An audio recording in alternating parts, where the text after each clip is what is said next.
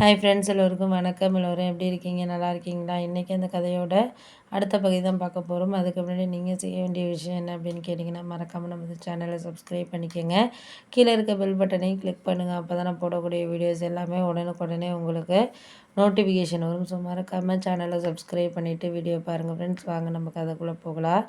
என்னால் அதெல்லாம் ஒரு மனசுக்குள்ளே புரிஞ்சுக்கிறதுக்கான இதுங்கிறது டைமுங்கிறது வேணும் அப்படிங்கிற மாதிரி எங்கள் வீட்டில் நான் சொல்லியிருந்தேன். ஏன் அப்படின்னா, ஒரு சில விஷயங்களில் நீ எதுக்காக உன்னை தயார்படுத்திக்கிறியோ, அதை நீ இது பண்ணிக்கிட்டனாலே போதும்.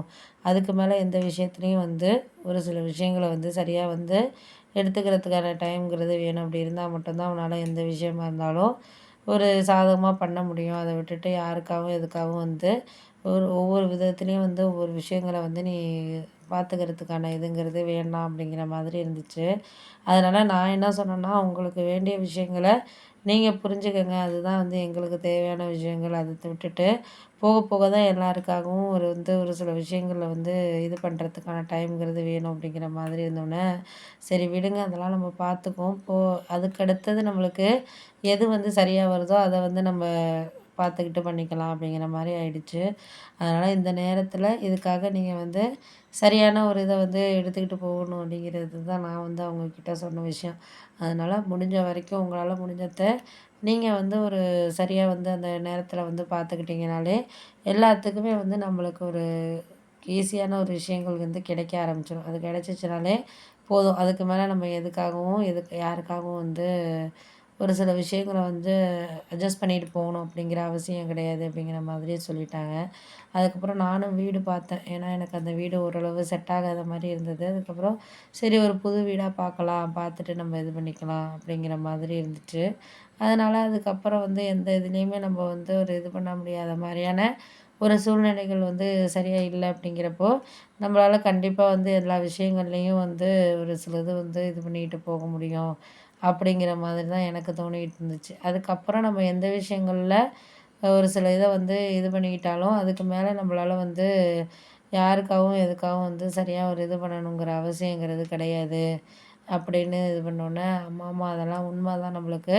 போக போக எல்லாத்துலேயும் ஒரு சில விஷயங்கள்ல அ காரணங்கள இது பண்ணிக்கிட்டு போயிட்டுருக்கணும். அப்படி இருந்தா மட்டும் தான் நம்மளுக்கு எல்லா விஷயங்களும் ஒரு சரியா வரும் அப்படின்னோன்னே, ஆமாமா அதெல்லாம் உண்மதான். அதுக்கு மேல யாரையும் எதுக்காகவும் நம்ம காரணத்த ஏத்துக்கிட்டு போயிட்டுருக்க முடியாது. இது நடக்குது, நடக்கல அப்படிங்கிறத தாண்டி நம்மளுக்கு அதுக்கான காரணங்கள்ங்கிறது நம்மளுக்கு வேணும்ல. அத தான் நம்ம பார்த்துக்கணுமே தவிர, அத விட்டுட்டு நம்மளுக்கு சரியில்லாத விஷயங்கள நம்ம ஏத்துக்கிட்டு, இது பண்ணிக்கிட்டு, சரி அது சரி, இது சரின்னு சொல்லிட்டு இருக்கிறதுல எந்த ஒரு அவசியமும் கிடையாது அப்படின்னோன்னே, சரி ஓகே நம்ம பார்த்துக்கலாமா இனிமே. எது இருந்தாலும் நம்ம அதுக்கான இதுங்கிறத டைம ஏற்படுத்திக்குவோம், பண்ணுவோம், செய்வோம் அப்படிங்கிற மாதிரி சொன்னாங்க. அதெல்லாம் உண்மதான். நம்மளுக்கு இதுக்கு மேலே இந்த விஷயத்துல யாரையும் நம்ம காரணம் சொல்ல முடியாது. இது காரணம், அது காரணம்னு சொல்லிட்டு நம்ம சொல்லிகிட்டு இருக்க முடியாது. போக போக எல்லாமே கரெக்டான ஒரு வேல இருக்கணும் அப்படிங்கிறது தான் எனக்கு ஒரு விஷயமா பார்த்த விஷயங்கிறது. அதனால எதுக்கா இருந்தாலும் நம்மளால முடிஞ்ச விஷயங்கள நம்மளுக்கு பார்த்துக்கிட்டு அதுக்கப்புறம் நம்ம எதா இருந்தாலும் முடிவு எடுத்துக்கலாம் அப்படின்னோனே, ஆமாமா அதெல்லாம் உண்மதான்.